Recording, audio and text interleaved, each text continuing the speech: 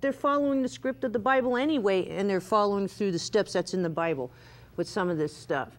So I was watching Larry King, but let's get aside of that, okay? Let's go aside of that. We have a bigger problem. Why don't we address the problem about 2012, about the pole shift that might occur, most likely will occur, most likely ice age. How about the global warming? We're being distracted with the economy. If there's no earth, there is no economy. Do you understand that? Why don't we just all get together, everybody get along, and start figuring out how to save the planet? I think that's the most important thing. If there's someone out there who wants to give a comment. If not, what I'd like to do is, why don't we show that picture? I want to show just the other picture of slowly in our, as we were, you know, as baby boomers, they introduced aliens and time travel and UFOs. But now it's mainstream. I said before, by 2012, they're going to have to admit to it because there's other planets coming close enough to us that we're going to see things. I mean, they see it all the time in Mexico. Do we have a picture of that? Like one of the, okay, this is Alien Nation. The alien ship comes and drops off slaves you know, and what we do is like, we're like worker bees, the people of the 10th planet. Hello, caller, you're on the air. Yeah, how you doing? What about also they talked about, are you talking about Planet X? Planet X is really, I think it's like the people of the 10th planet, but they call it the 12th planet because the order they found it in. And what it is, it circles around every so many thousands of years into our galaxy. With the same point of 2012, and it may drop stuff off or pick people up? That's right. We're like worker bees. Don't we take everything from the ground, we deplete everything we can, we barrel it, we package it, and they just come around and they pick it all up along with most of us. So what about all the people that are working to make 2012? I mean, it could be imaginary, but there's a lot of people on Earth that are trying to make that happen. Trying to like make government and other things. What do you mean? I can't understand. Well, I mean, because like you guys have heard of the Illuminati and you know, the Masonic orders and how these gentlemen are trying to control the world basically through like world banks. Right, you got world banks, you have, but it's not going to, is it really going to matter? Is if the planet is destroyed, or if we don't come together on some kind of international thing? Okay, go ahead. I very much respect your opinion. I'm not aware of any of this planet thing or anything like this. We are definitely destroying our ecology by being forced by an illegal monopoly to buy, through price gouging, this gasoline, which is cooking us up, will melt the polar caps and will cause cataclysmic climate changes. And if we have a polarity shift in our poles, you're talking about 300-mile-an-hour winds and 10-point earthquakes and just horrible climate changes that will destroy so many people. 100-foot tsunamis, man. But as far as the world banking establishment that this gentleman has mentioned, there is a framework which is moving step by step to create a one-world government, not at the convenience or the service of the people, but at the service of a very privileged few. And in America, that membership is called the Council on Foreign Relations, and an extension of that, which is a global extension of the chiefdoms of industry and governments, heads of nations, and the superpower brokers of money, is called the Trilateral Commission.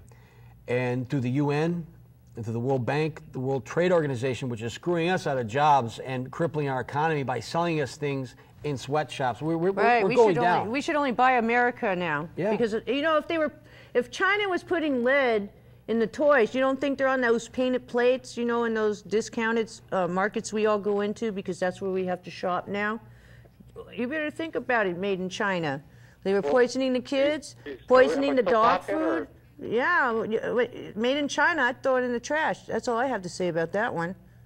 What do you think? I'll tell you one thing that I'd like to get the caller's opinion about this. Do you realize that when we buy, it's great to buy something for $1 considering that the dollar is worth nothing now, but these things we're buying from these third world countries, particularly China, are made in labor camps by people under forced labor that are political prisoners, that have been arrested because they are either needed for labor or they have the wrong opinion in a country where there's no freedom of religion or speech.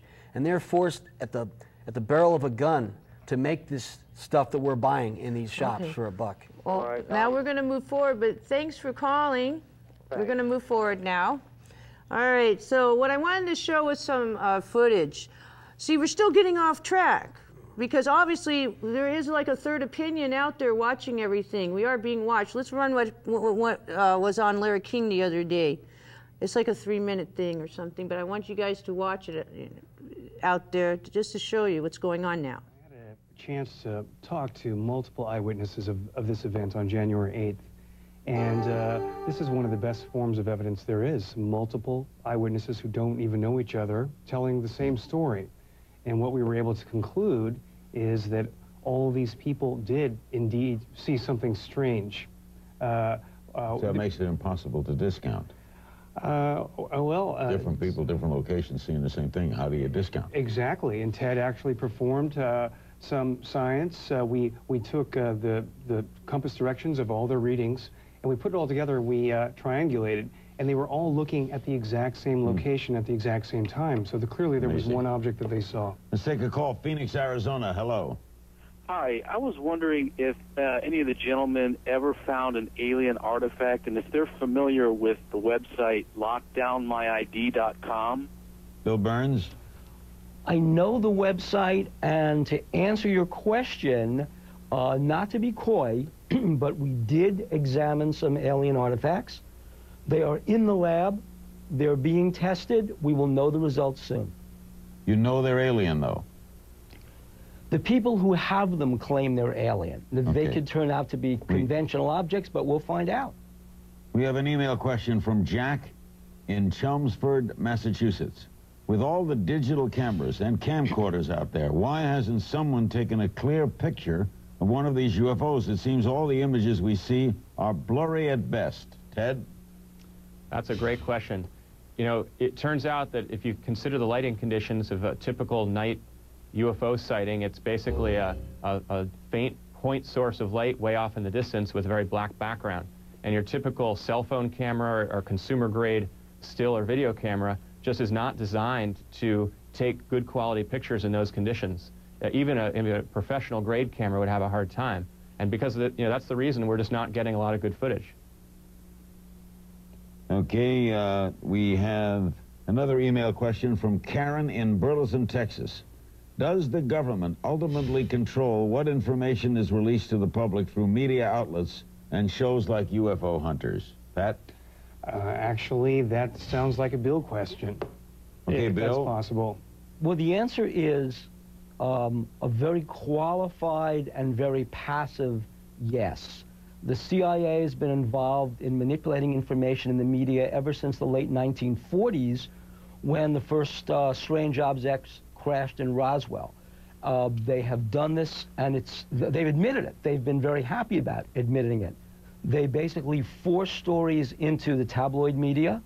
They give stories to science fiction writers, and in so doing, they marginalize what are really intriguing stories and true stories about UFO, so as to make the people who talk about them seem odd, strange eggs off the planet. Orlando, Florida, hello. Yes, fascinating subject. I have a question. Is it possible aliens are traveling from the future back into our time zone? And if they're advanced enough for time travel, how could UFO hunters chase or track them? Pat? No, that's a very good question, and I'm afraid. All righty, so this is what's really going on out there. I mean, you can be sidetracked by economy and all types of other things. Shane, you got to understand, we're at that point now that we are ready to accept the fact that there is like a third party out there flying around in flying saucers. They're distracting us with throwing us out in the street, making us worry about where our next meal is instead of, you see what I'm saying? They're actually lowering our economic standards. It's hard for me to get across the point if you know what direction I'm going. Also, those lines that you saw and it's scribbling around and all that, if you really look at it carefully, what I saw is like some kind of message, just like the crop circles.